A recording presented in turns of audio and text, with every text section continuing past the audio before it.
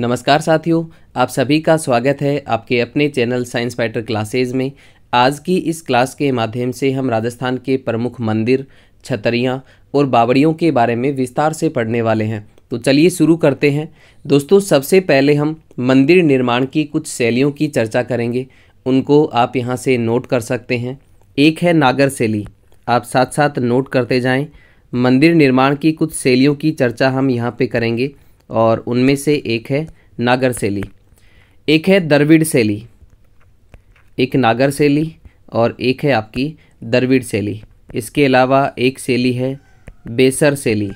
तो ये कुछ मंदिर निर्माण की कुछ शैलियाँ हैं, नागर शैली, द्रविड़ शैली, इसके अलावा बेसर शैली। ये तीन मुख्य रूप से मंदिर निर्माण की शैलियाँ मानी जाती हैं। इसके अलावा अगर हम बात करें तो गुर्जर प्रतिहारों की महामारू शैली, गुर्जर प्रतिहारों की महामारू शैली, और इसके अलावा एकायतन शैली, पंचायतन शैली और भूमिज शैली, उनको आप यहाँ से नोट कर सकते हैं। महामारू शैली के अलावा एकायतन शैली, और एकायतन शैली के अलावा मंदिर निर्माण की जो शैली है वो कौन सी है? पंचायतन शैली, और इसके अलावा आप नोट कर सकते हैं भूमिज शैली। इस प्रकार से ये कुछ मंदिर निर्माण की शैलियाँ हैं। नागर शैली, द्रविड़ शैली, बेसर शैली, ये तीन मुख्य शैलियाँ हैं। और इनके अलावा महामारू शैली, एकायतन शैली, पंचायतन शैली और भूमिज शैली, ये कुछ अन्य मंदिर निर्माण की शैलियाँ हैं। इस प्रकार से ये कुछ मंदिर निर्माण की शैलियाँ हैं जिनको हम पहले पढ़ेंगे। उसके बाद राजस्थान के प्रमुख मंदिरों की चर्चा करेंगे। मंदिरों में आपको कौन सा मंदिर कहाँ पे स्थित है और किसको समर्पित है, किसके द्वारा इसका निर्माण करवाया गया, बस इतना सा आपको इनमें याद रखना है। सबसे पहले हम पढ़ेंगे नागर शैली। तो आप यहाँ से नोट कर सकते हैं। सबसे पहली जो शैली है आपकी वो कौन सी है?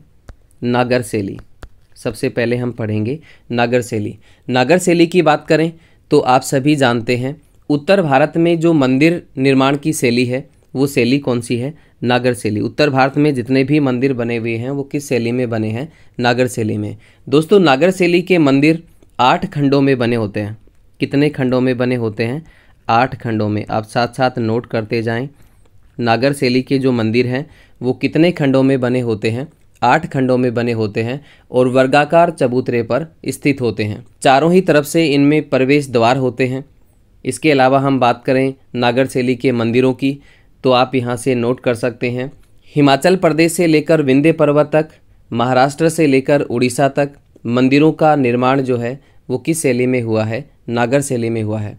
आगे हम बात करें द्रविड़ शैली की तो आप यहाँ से नोट कर सकते हैं अगली जो शैली है आपकी मंदिर निर्माण की वो कौन सी है? द्रविड़ शैली। द्रविड़ शैली की हम बात करें तो याद रखें दक्षिण भारत के अंदर मंदिर निर्माण की जो शैली है वो शैली कौन सी है? द्रविड़ शैली। इसके अलावा द्रविड़ शैली के मंदिरों की बात करें तो कृष्णा नदी से कन्याकुमारी तक मंदिरों का जो निर्माण हुआ है वो कौन सी शैली में हुआ है? द्रविड़ शैली में हुआ है। दोस्तों, द्रविड़ शैली के जो मंदिर होते हैं वो पिरामिड नुमा होते हैं। याद रखें, द्रविड़ शैली के जो मंदिर हैं वो कैसे होते हैं? पिरामिड नुमा होते हैं। आगे हम बात करें बेसर शैली की तो आप यहाँ से नोट कर सकते हैं मंदिर निर्माण की जो अगली शैली है वो कौन सी है? बेसर शैली। आप साथ साथ नोट करते जाएं। बेसर शैली की हम बात करें तो याद रखें नागर शैली और द्रविड़ शैली का जो मिश्रित रूप होता है वो बेसर शैली कहलाता है। और बेसर शैली के जो मंदिर हैं भारत में वो कहाँ कहाँ पे बने हुए हैं तो उनको आप यहाँ से नोट कर सकते हैं। विंध्य पर्वत से कृष्णा नदी तक जिन मंदिरों का निर्माण हुआ है वो मंदिर बेसर शैली के बने हुए हैं। आगे हम बात करें महामारू शैली की तो गुर्जर प्रतिहार कालीन जो मंदिर निर्माण की शैली है वो कौन सी शैली है?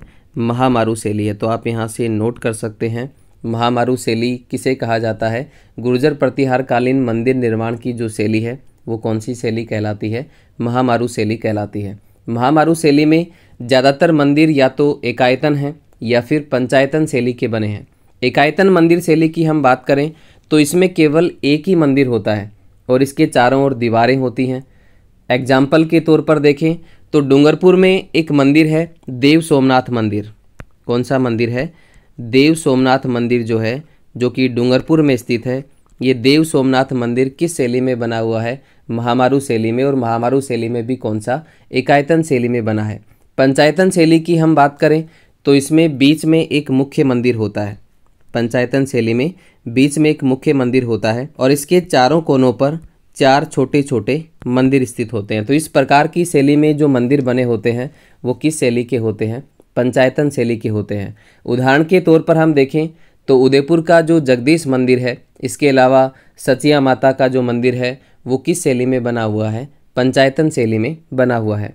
भूमिज शैली की हम बात करें तो इसमें पंच गुंबद और सप्त गुंबद वाला जो मंदिर होता है वो किस शैली में बना होता है? भूमिज शैली में बना होता है।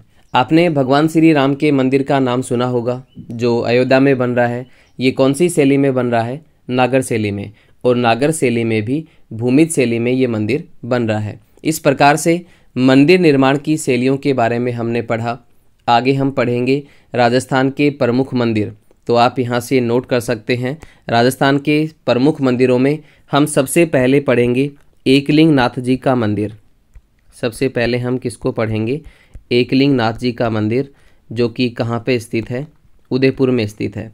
एकलिंग नाथ जी के मंदिर की हम बात करें तो आप सभी जानते हैं एकलिंग नाथ जी का मंदिर पाशुपत संप्रदाय की प्रधान पीठ है। वेरी इंपॉर्टेंट, किस संप्रदाय की प्रधान पीठ है? आप यहाँ से नोट करते जाएं। पाशुपत संप्रदाय की जो प्रधान पीठ है वो कौन सी है? एकलिंग नाथ जी का मंदिर। और ये कहाँ पे स्थित है? उदयपुर में। और याद रखें, इस पाशुपत संप्रदाय को ही क्या कहा जाता है? लकुलिश संप्रदाय कहा जाता है। पाशुपत संप्रदाय को क्या कहा जाता है? लकुलिश संप्रदाय। आप साथ साथ नोट करते जाएं, पाशुपत संप्रदाय को ही क्या कहा जाता है? लकुलिश संप्रदाय। मेवाड़ का जो गुहिल राजवंश है वो एकलिंग नाथ जी को मेवाड़ का वास्तविक शासक मानता है और अपने आप को एकलिंग जी का दीवान मानता है। मेवाड़ का जो गुहिल राजवंश है वो अपनी राजधानी बदलने से पहले एकलिंग जी का आशीर्वाद लेते हैं, जिसे आस्का लेना कहा गया। क्या कहा जाता है? आस्का लेना। कहते हैं कि इस मंदिर का जो निर्माण है वो हारित ऋषि के आशीर्वाद से 734 ईस्वी में, किसके आशीर्वाद से? हारित ऋषि के आशीर्वाद से इस एकलिंग नाथ जी के मंदिर का निर्माण 734 ईस्वी में किसके द्वारा करवाया गया? बप्पा रावल के द्वारा। और कहाँ पे करवाया गया? कैलाशपुरी, उदयपुर में करवाया गया। लेकिन इस मंदिर को वर्तमान स्वरूप जो दिया है वो किसने दिया है? याद रखें, इस एकलिंग नाथ जी के मंदिर को वर्तमान स्वरूप किसने दिया है? महाराणा रायमल ने। याद रखें, इस मंदिर को, एकलिंग नाथ जी के मंदिर को वर्तमान स्वरूप किसके द्वारा दिया गया? महाराणा रायमल के द्वारा। इसके अलावा नोट करें, इस मंदिर के चारों ओर परकोटे का निर्माण किसके द्वारा करवाया गया? महाराणा मोकल के द्वारा। एकलिंग नाथ जी के मंदिर के चारों ओर परकोटे का जो निर्माण है वो किसके द्वारा करवाया जाता है? महाराणा मोकल के द्वारा।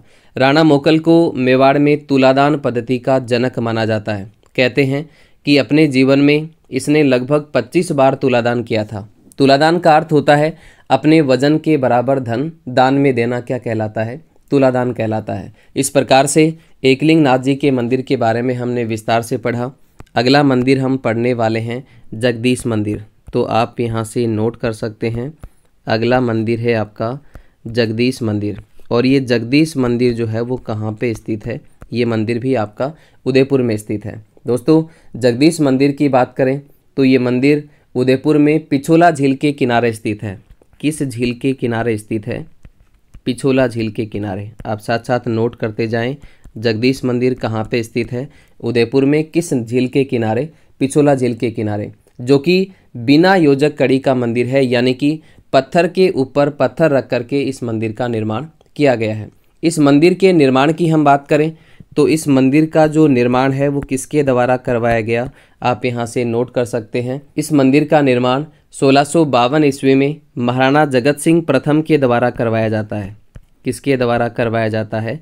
महाराणा जगत सिंह प्रथम के द्वारा इस मंदिर का निर्माण करवाया गया। इस मंदिर के वास्तुकार की बात करें तो इस मंदिर के वास्तुकार कौन हैं?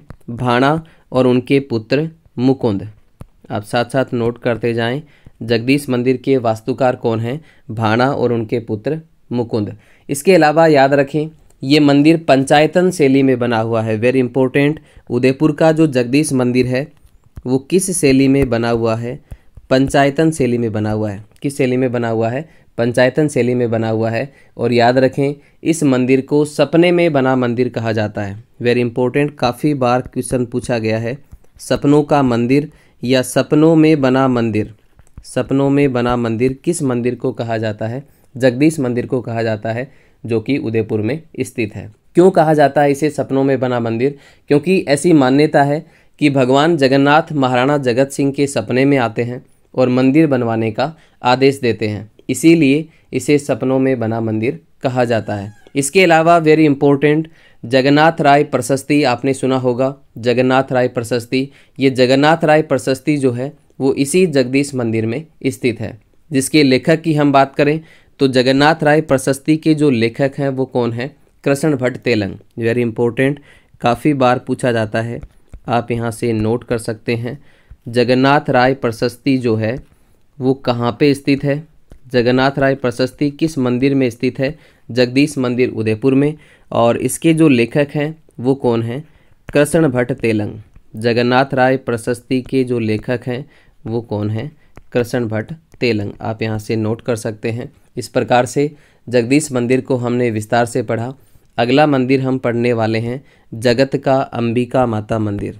तो आप यहाँ से नोट करें, अगला मंदिर है आपका अंबिका माता, और ये अंबिका माता मंदिर जो है वो कहाँ पे स्थित है? जगत उदयपुर में स्थित है। याद रखें, जगत के अंबिका माता मंदिर को मेवाड़ का खजुराहो कहा जाता है। क्या कहा जाता है? मेवाड़ का खजुराहो। मेवाड़ का खजुराहो किस मंदिर को कहा जाता है? जगत के अंबिका माता मंदिर को। जबकि राजस्थान का खजुराहो किसे कहा जाता है? किराड़ू के सोमेश्वर मंदिर को। इसके अलावा हाड़ौती का खजुराहो किसे कहा जाता है? भिंडदेवरा बारा को कहा जाता है। अंबिका माता के मंदिर के निर्माण की हम बात करें तो आप यहाँ से नोट कर सकते हैं, इस मंदिर का जो निर्माण है वो किसके द्वारा करवाया जाता है? आलू रावल या फिर अल्हट के द्वारा इस मंदिर का निर्माण करवाया जाता है। किसके द्वारा करवाया जाता है? अल्हट के द्वारा। इस प्रकार से राजस्थान के कुछ मंदिरों के बारे में हमने पढ़ा। अब इनसे संबंधित उन क्वेश्चंस पे चर्चा करेंगे जो विगत परीक्षाओं में पूछे जाते हैं। और पहला क्वेश्चन आपके सामने है आपकी स्क्रीन पर। एकलिंगनाथ मंदिर कैलाशपुरी का निर्माण किसने करवाया था? ऑप्शन आपको दिए गए हैं बप्पा रावल, महाराणा कुंभा, महाराणा मोकल और जगत सिंह प्रथम। अभी हमने पढ़ा कि 734 ईस्वी में बप्पा रावल के द्वारा हारित ऋषि के आशीर्वाद से एकलिंगनाथ जी के मंदिर का निर्माण करवाया गया था। इस प्रकार से इस क्वेश्चन का राइट आंसर होता है option number A, Bappa Rawal. चलिए बढ़ते हैं अगले क्वेश्चन की ओर। एक और बेहतरीन क्वेश्चन आपके सामने आपकी स्क्रीन पर। एकलिंगनाथ जी के मंदिर के बारे में निम्न में से असत्य कथन बताइए। ऑप्शन आपको दिए गए हैं, यह मेवाड़ के गुहिल वंश के कुल देवता का मंदिर है, तो ये बात यहाँ पे बिल्कुल सत्य है। दूसरा ऑप्शन आपको दिया है, यह वल्लभ संप्रदाय का मंदिर है। तीसरा ऑप्शन आपको दिया है, इसका निर्माण बप्पा रावल ने 734 ईस्वी में करवाया था, ये बात भी यहाँ पे बिल्कुल सत्य है। अगला ऑप्शन आपको दिया है, यहाँ स्थित शिवलिंग पर चतुर्मुख शिवलिंग बने हुए हैं, ये बात भी यहाँ पे बिल्कुल सत्य है। इस क्वेश्चन का राइट आंसर होता है ऑप्शन नंबर बी, यह वल्लभ संप्रदाय का मंदिर नहीं है। किस संप्रदाय की प्रधान पीठ स्थित है यहाँ पे? पाशुपत संप्रदाय की। आप साथ साथ नोट करते जाएं, किस संप्रदाय की प्रधान पीठ स्थित है? पाशुपत संप्रदाय की प्रधान पीठ स्थित है, जिसे लकुलिश संप्रदाय भी कहा जाता है। चलिए बढ़ते हैं अगले क्वेश्चन की ओर। अगला क्वेश्चन आपके सामने आपकी स्क्रीन पर। एकलिंगनाथ जी के लकुलिश मंदिर का वर्तमान स्वरूप किसने दिया? बहुत ही शानदार क्वेश्चन आपको पूछा गया है। ऑप्शन आपको दिए गए हैं जैतर सिंह, रायमल, हमीर सिसोदिया और राज सिंह। एकलिंगनाथ जी के मंदिर का जो वर्तमान स्वरूप है वो किसके द्वारा दिया गया? रायमल के द्वारा। वेरी इंपॉर्टेंट, किसके द्वारा दिया गया? रायमल के द्वारा। जबकि इस मंदिर के चारों ओर परकोटे का जो निर्माण है वो किसके द्वारा करवाया जाता है? महाराणा मोकल के द्वारा। इस प्रकार से इस क्वेश्चन का राइट आंसर होता है ऑप्शन नंबर बी। चलिए बढ़ते हैं अगले क्वेश्चन की ओर। अगला क्वेश्चन आपके सामने आपकी स्क्रीन पर। एकलिंगनाथ जी के मंदिर के बारे में सत्य कथन बताइए। ऑप्शन आपको दिए गए हैं, ये मेवाड़ घराने के कुल देवता हैं, ये बात यहाँ पे बिल्कुल सत्य है। दूसरा ऑप्शन आपको दिया है, मेवाड़ शासक स्वयं को इनका दीवान मानते थे, ये बात भी यहाँ पे बिल्कुल सत्य है। अगला ऑप्शन आपको दिया है, मंदिर के अहाते में कुंभा द्वारा निर्मित विष्णु मंदिर है, ये बात भी यहाँ पे बिल्कुल सत्य है। इस मंदिर का जो गर्भगृह है उसमें कुंभा के द्वारा निर्मित विष्णु मंदिर स्थित है। इस प्रकार से तीनों ही बातें यहाँ पे बिल्कुल सत्य हैं। इस क्वेश्चन का राइट आंसर होता है ऑप्शन नंबर डी, उपरोक्त सभी कथन यहाँ पे सत्य हैं। चलिए बढ़ते हैं अगले क्वेश्चन की ओर। अगला क्वेश्चन आपके सामने आपकी स्क्रीन पर, मेवाड़ का प्रसिद्ध जगदीश मंदिर कहाँ पर स्थित है? ऑप्शन आपको दिए गए हैं उदयपुर, राजसमंद, चित्तौड़, भीलवाड़ा। अभी हमने पढ़ा मेवाड़ का जो जगदीश मंदिर है वो कहाँ पे स्थित है? उदयपुर में। तो इस क्वेश्चन का जो राइट आंसर है वो क्या होगा? Option number A, Udaipur. चलिए बढ़ते हैं अगले क्वेश्चन की ओर। अगला क्वेश्चन आपके सामने आपकी स्क्रीन पर, उदयपुर के जगदीश मंदिर के बारे में निम्न में से असत्य कथन बताइए। ऑप्शन आपको दिए गए हैं, यह मंदिर पंचायतन शैली में बना हुआ है। अभी हमने डिस्कस किया कि जगदीश मंदिर जो है वो किस शैली में बना है? पंचायतन शैली में, इसलिए ऑप्शन ए यहाँ पे बिल्कुल सत्य है। दूसरा ऑप्शन आपको दिया है, इसका निर्माण जगत सिंह द्वितीय ने 1751 में करवाया था। तीसरा ऑप्शन आपको दिया है, इसे सपनों में बना मंदिर कहा जाता है। ये बात भी यहाँ पे बिल्कुल सत्य है। चौथा ऑप्शन आपको दिया है, औरंगजेब के आक्रमण के समय इस मंदिर को बचाने के लिए नारोजी बारहट अपने 20 साथियों सहित बहादुरी से मुकाबला करते हुए वीरगति को प्राप्त हुए थे। ये बात भी यहाँ पे बिल्कुल सत्य है। इस क्वेश्चन का राइट आंसर होता है ऑप्शन नंबर बी, क्योंकि इस मंदिर का जो निर्माण है वो किसके द्वारा करवाया गया? जगत सिंह प्रथम के द्वारा, ना कि जगत सिंह द्वितीय के द्वारा। इस प्रकार से इस क्वेश्चन का राइट आंसर होता है ऑप्शन नंबर बी। चलिए बढ़ते हैं अगले क्वेश्चन की ओर। अगला क्वेश्चन आपके सामने आपकी स्क्रीन पर, अंबिका माता मंदिर जगत का निर्माण किस मेवाड़ शासक के समय हुआ था? इस मंदिर का निर्माण किसके द्वारा किया गया ये आपको नहीं पूछा गया है। आपको क्या पूछा गया है कि इस मंदिर का निर्माण मेवाड़ के किस शासक के समय हुआ था? ऑप्शन आपको दिए गए हैं बप्पा रावल, राज सिंह, जैतर सिंह और महाराणा कुंभा। इस क्वेश्चन का राइट आंसर होता है option number B, Raj Singh. इस मंदिर का जो निर्माण है वो मेवाड़ के शासक राज सिंह के समय हुआ था, लेकिन इस मंदिर का जो निर्माण है वो किसके द्वारा करवाया गया? अल्हट के द्वारा करवाया गया। इस प्रकार से इस क्वेश्चन का राइट आंसर होता है option number B, Raj Singh. ऐसे ही और अपडेट पाने के लिए आप हमारे चैनल को सब्सक्राइब कर सकते हैं। मिलते हैं नेक्स्ट वीडियो में, तब तक के लिए आप सभी साथियों का बहुत बहुत धन्यवाद। जय हिंद, जय भारत।